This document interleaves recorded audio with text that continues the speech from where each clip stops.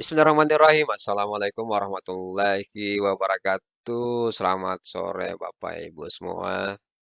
Di sore hari ini kita akan coba memperlihatkan bagaimana caranya dan tahapan-tahapan yang akan kita lakukan dalam mengerjakan ijazah. Yang pertama adalah kita buka dulu browser. Di sini saya menggunakan Google Chrome. Kemudian kita buka di sini dashboard ijazah. Kemudian, Bapak Ibu pilih saja bagian atas di sini ada tulisan dashboard ijazah. Setelah itu kita akan diperlihatkan dengan tampilan seperti ini, dashboard validasi data peserta didik tingkat akhir. Tapi bukan di sini yang akan kita lakukan Bapak Ibu. Kita akan masuk ke manajemen ijazah karena kita akan melihat tahapan-tahapan untuk menyelesaikan ijazah di setiap satuan pendidikan. Kita klik saja di sini dan akan terbuka tab baru dan ini kita tutup saja supaya tidak banyak tampilan. Di sini kita disambut dengan sebuah ucapan selamat. Halo, selamat datang di manajemen ijazah. Data induk ijazah merupakan informasi yang tercantum dalam ijazah yang menjadi bagian dari data induk pendidikan. Data induk ijazah berfungsi sebagai identifikasi unik dan tunggal untuk setiap ijazah. Terintegrasi dalam sistem pendidikan untuk jenjang pendidikan dasar dan menengah. Ya, sesekali ya kita membaca ya Bapak Ibu ya, untuk meningkatkan literasi kita. Kemudian kita klik saja di sini masuk, dan di sini kita akan login menggunakan akun SSO. Jadi Bapak Ibu yang lupa dengan password akun SSO-nya bisa masuk di sini ya, di sdm.data.kemdikbud.go.id. Nah, kita login saja di sini ya. Anggap Bapak Ibu di sini sudah memasukkan email dengan password, terus kita klik saja di sini login. Nah, setelah kita klik login, maka kita akan diarahkan masuk ke dashboard ijazah data Kemendikbud. Nah, Bapak Ibu di sini ada lagi pemberitahuan. Pemberitahuannya adalah periode pengelolaan data ijazah itu untuk jenjang pendidikan menengah sebenarnya sudah berakhir. Namun, diperpanjang hingga 17 Juni 2025. Jadi, untuk guru atau operator, maka silakan dilakukan pengerjaan sampai 17 Juni 2025. Ini untuk perbaikan data dan pengelolaan ijazah diberikan kepada jenjang pendidikan menengah. Nah, kemudian bagaimana untuk pendidikan dasar? Pendidikan dasar itu proses pelaksanaan pengelolaan data ijazah untuk jenjang pendidikan dasarnya dilaksanakan di tanggal 2 sampai tanggal 24 Juni 2025. Jadi kita itu di jenjang pendidikan dasar atau SD mengerjakan atau mengelola data dan mengelola ijazah mulai tanggal 2 sampai 24 Juni 2025. Dan perlu juga kita perhatikan bahwa perbaikan data pada Dapodik dan Perpal PD itu memerlukan waktu integrasi 1 kali 24 jam.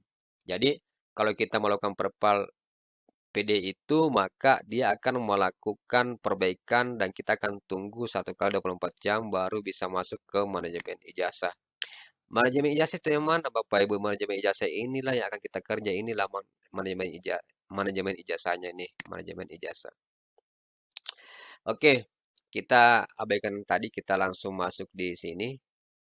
Di menu utama ada 3 submenunya, ada beranda, ada kepala satuan pendidikan, dan ada daftar jadwal. Di beranda di sini Bapak Ibu hanya diperlihatkan siapa operator sekolahnya, kemudian nama sekolahnya apa, kemudian akreditasinya sampai kepada alamat sekolah itu di mana berada. Kemudian di sini ada tahapan ya. Tahapan pertama adalah itu harus ada dulu data nominasi sementaranya atau DNS. Kemudian setelah itu baru kita buatkan SK penetapan kelulusan. Jadi SK penetapan kelulusan itu ada di tahap kedua. Dan tahap ketiga itu setelah kita unggah SK penetapan kelulusan, baru kita buatkan SPTJM. Jadi ingat Bapak Ibu, SPTJM ini setelah kita unggah, setelah kita buat, maka sudah tidak bisa lagi dirubah data-data sebelumnya. Itu tahapan kedua dan pertama. Kemudian setelah kita buat SPTJM ini, maka kita masuk ke tahapan data nominasi tetap atau DNT. Setelah ada data nominasi tetap, maka kita sisa menunggu penomoran. Jadi penomoran ini kita akan tunggu sampai diterbitkan, kemudian kita download ijazahnya dan kita print out. Nah, di sini ada pemberitahuan ya bahwa satuan pendidikan itu berada pada tahapan valid DNS. Jadi ini untuk setiap sekolah atau setiap satuan pendidikan itu masing-masing ada informasinya di sini. Jadi untuk di satuan pendidikan saya, di mana tahapan validasi DNS. DNS itu atau data nominasi sementaranya itu eh, kita harus perhatikan apakah sudah sesuai dengan jumlah yang kita punya siswa atau tidak. Kalau misalnya tidak sesuai dengan jumlahnya, berarti ada siswa yang masuk dalam kategori residu. Maka kalau ada silakan diperpol atau diperbaiki. Kemudian di sini ada list penggunanya ya. Di sini ada menu kedua adalah kepala satuan pendidikan. Di sini ada daftar nama kepala satuan pendidikan. Pastikan bahwa NIP-nya benar, namanya juga benar, kemudian jenis PTK-nya benar, jabatannya benar, dan statusnya pastikan juga sudah aktif. Kalau misalnya ada kesalahan terjadi, maka kita bisa edit di perbaikan nama untuk nama dan di sini untuk aksi lainnya, perbaikan gelar akademik dan status keaktifan. Setelah kita pastikan data ini benar, maka kita pindah ke daftar jadwal. Kita akan lihat bahwa daftar jadwalnya itu menampilkan data jadwal untuk setiap tahapan-tahapan pengolahan induk ijazah. Pengolahan data induk ijazah ya. Tahapannya di sini ada perbaikan data kepala satuan pendidikan itu mulai di tanggal 2 Juni 2025, kemudian tanggal selesainya itu di tanggal 24 Juni 2025. Dan kemudian penetapan kelulusan juga di sini mulai tanggal 2 sampai 24. Kemudian unggah penetapan kelulusan juga di tanggal 2 sampai 24. Kemudian pembuatan SPTJM juga di tanggal 2 sampai 24. Kemudian diunggah SPTJM juga di tanggal 2 sampai 24. Kemudian persetujuan SPTJM juga itu di tanggal ini. Tanggal 2 sampai tanggal 24. Nah, baiklah Bapak Ibu. Sekarang kita akan masuk pada bagian data nominasi sementara. Nah, kita lihat di sini di bagian tahapan pertama valid datanya dulu. Kita akan lihat berapa siswa yang sudah valid data nominasi sementaranya. Nah, kita lihat di sini berjumlah 6 ya. Jadi, ini sudah sesuai karena memang siswa saya itu ada 6 yang sudah valid. Yang satu itu resedu karena memang sampai sekarang kami belum mendapatkan eh, apa namanya kakak. Kemudian di sini setelah kita memastikan bahwa datanya sudah valid, kita ke tahapan kedua itu penetapan kelulusan. Di penetapan kelulusan di sini kita bisa melihat ada 3 menunya, ada lulus, kemudian ada tidak lulus, dan ada belum ditetapkan. Kita perlu ketahui bahwa ketika sudah ada siswa yang kita luluskan, maka akan ada di sini terisi daftar peserta didik yang lulus dengan jumlah yang sesuai dengan yang kita luluskan. Kemudian di sini juga kalau ada siswa yang tidak kita luluskan, maka di bagian ini akan ada muncul jumlah siswa yang tidak lulus. Kemudian belum ditetapkan di sini akan muncul jumlah siswa atau peserta didik yang belum ditetapkan. Di sini ada jumlahnya 6 dari total jumlah siswa saya adalah 6, berarti memang semuanya belum ditetapkan. Nah, ada 2 cara yang akan kita lakukan, bisa kita lakukan untuk meluluskan anak-anak. Yang pertama adalah dengan cara satu persatu. Caranya adalah kita cari dulu siswanya, misalnya kita ambil adalah Akilah Heria Rahim. Kita klik di sini di ikon pensil, ada di situ penentuan kelulusan kita klik.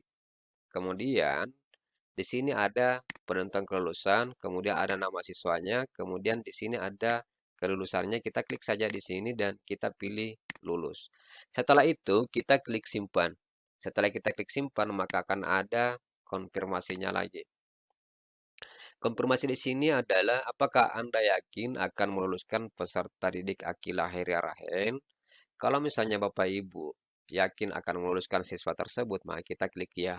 Tetapi kalau misalnya Bapak Ibu keliru atau misalnya tidak yakin, maka pilih di sini tidak.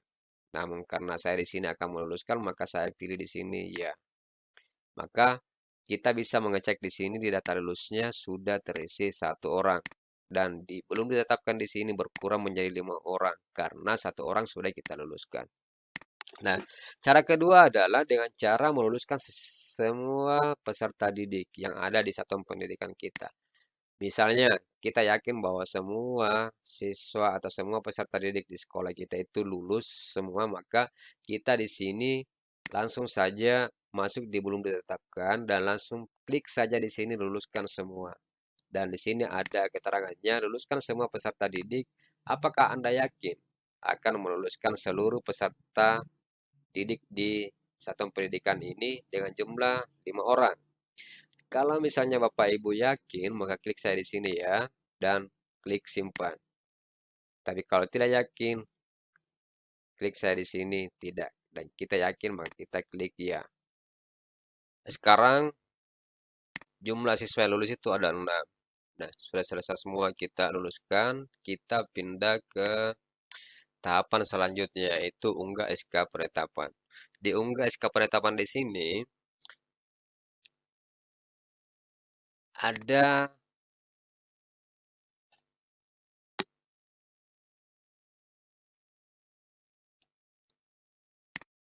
informasi bahwa dalam rangka proses penetapan kelulusan peserta didik, silakan unggah surat keputusan SK Kepala Satuan Pendidikan. Format SK yang akan ditandatangani dapat diunduh melalui tombol unduh format. Yang dimaksud di sini unduh format adalah di sini. Kemudian setelah ditandatangani, silakan unggah kembali SK tersebut melalui tombol unggah. Jadi setelah ditandatangani tadi SK yang kita unduh, maka kita unggah di sini. Seperti itu ya. Jadi kita coba ya. Kita unduh dulu format SK penetapan kelulusan ini. Penampakannya adalah seperti ini. Kita langsung unduh. Terus ini kita hapus dulu ya. Kita kasih nama di sini SK penetapan kelulusan. Nah, kemudian kita save dan akan ada di sini ya, atau kita akan cari sebentar. Kita bisa klik di sini dan kita pilih ikon folder ini. Dan kita akan diarahkan ini adalah SK penetapan kelulusan itu. Kita bisa buka. Ini setelah kita download, kita bisa langsung print out. Kemudian kita suruh tanda tangani oleh kepala sekolah dan distempel. Terus diparaf pada bagian lampiran. Kita akan buka dulu.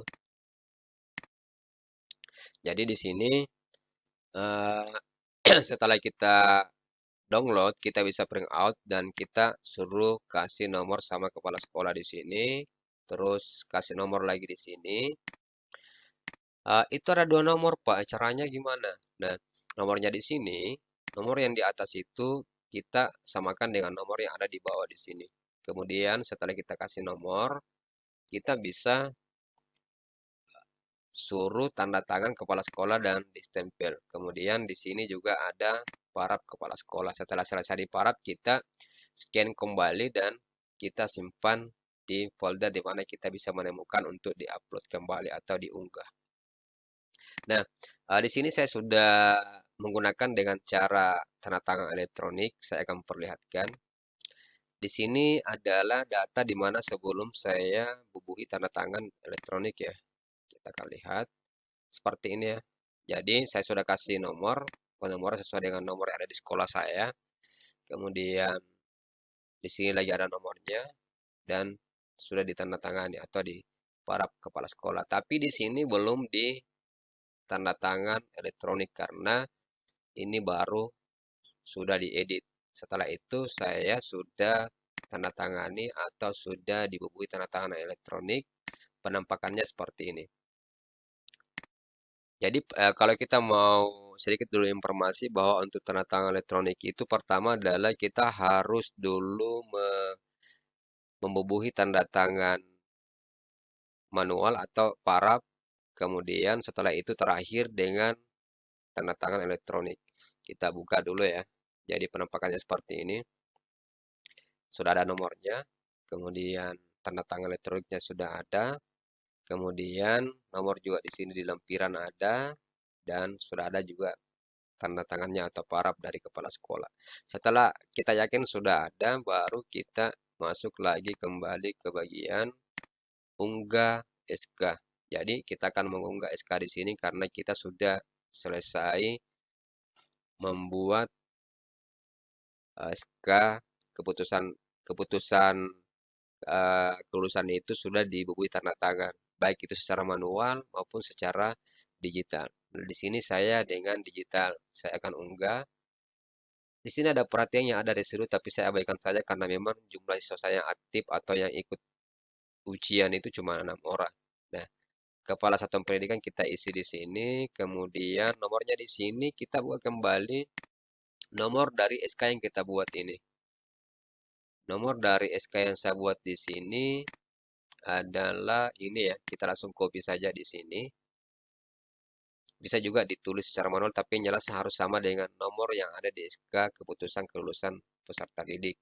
Kemudian kita paste di sini, kemudian baru kita unggah SK penetapan kelulusan itu. Kita klik, kemudian kita open, dan setelah itu kita yakin bahwa data-data sudah benar, kita klik simpan. Ini klik simpan, di sini ada informasi. Apakah Anda yakin telah mengunggah surat keputusan penentuan kelulusan yang benar? Kalau memang kita yakin bahwa itu sudah benar, kita klik saja iya. Oke, kita klik iya dan kita kita sudah mengunggah ya.